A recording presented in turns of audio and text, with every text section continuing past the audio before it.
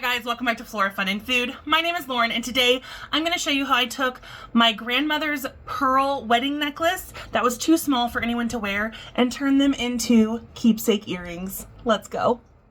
So this is my grandma's pearl necklace that she saved up for and bought to wear at her wedding, and it is tiny because she was a very petite woman, and so it's just not going to fit anybody. So I decided to make them into earrings. So here I've got two different head pins that I was going to choose between, and I don't really have a choice later, which I'll show you. But I went ahead and took some embroidery scissors to get the string cut, and I really like this antique clasp, so I decided to keep it for another project.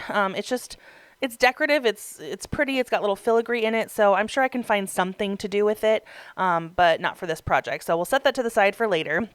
And then I went ahead and cut off the very bottom pearl because it was the biggest, and then I lined it up so that every pearl had its exact match on the other side, because the size is going to matter for how I want to taper these. So I went ahead and just grabbed the biggest pearl at the bottom and then just strung them on. That first head pin with the larger base did not fit. The gauge of wire was too thick, but luckily the little gold ball one did. And honestly, I liked that this one was the one I ended up with because it's 18 karat gold plated. It's a little bit nicer quality, and these are such special earrings that I just wanted to keep everything kind of a quality material. So anyway, I went through and put the very tight fitting pearls in order from, large on the bottom, small at the top.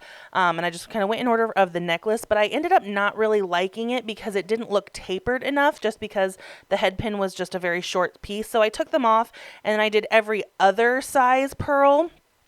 And I liked that a lot better. So you can see the original one's still on the table, and the one I'm working on is tapering a lot better. And I really like how that one turned out. So I'm going to go ahead and do that one and then do the same to the other side. So I just switched them out. Just wanted to make sure it looked pretty. So now that all the pearls are on, I am going to take my wire bending pliers and make a little loop at the top for the jump ring to go through. So these are easy to use, but they can also be a little finicky. So you just need to kind of grab, twist, and just keep going around until you have a nice pretty loop. Use the pliers to, unbend things if it bent too far. Mine kind of came apart, so I just clamped it in between the pliers to smash it back together. Just kind of, make it work how you want it to look. Wire's pretty forgiving. If you bend it too much, it can get brittle and snap, so try not to overdo it. But then I went in with my wire cutters to cut off this excess little tail here. And after that, I just kind of tweaked the wire a little bit with my pliers to make sure that the clasp, or that the loop was closed so it wouldn't accidentally, come off of the jump ring that I'm going to put on here. And I don't show it in this video, but I do have a little TIG welder that I use for permanent jewelry that I will go in and just kind of weld shut the jump ring that I put on here, just so that it doesn't, accidentally come apart and get lost, because these would be very sad to lose. So after I made the loops on the top of both of my head pins, it was time to get my jump rings out. Now, these jump rings I got from Hobby Lobby, and they are 18 karat gold plated. However, they are not cut jump rings. Like, they have a little indent on them, an indention, but I had to use my wire cutters to actually cut through. I don't know if that was just the pack I got or if that's pretty typical, but they were like already welded shut, and they clearly had a cut at some point. So I just used my cutters and made a new slit in it, and they were good to go.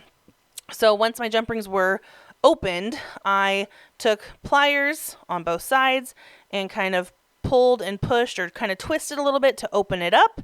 Then I attached my pearls through the loop that I had bent with my wires.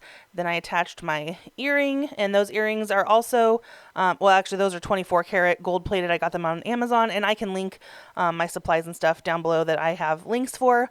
The pliers are from Temu. They work really well. So they've been fine for small things. They do not work for larger things. My husband broke a pair trying to do something more heavy duty. So they're fine for, fine, thin things, small things like jewelry, but they're not very sturdy otherwise. So once I got my jump rings on, though, these earrings were done. Like I said, I'll go back and put a little spot weld on them just to make sure they are super secure, but you wouldn't have to do that. But I think they turned out so pretty, and they're so special, and I hope you guys enjoyed this video. And if you did, please give it a thumbs up and head over to my channel to subscribe for more content like this, and I hope to see you again very soon. Thanks, guys. Bye.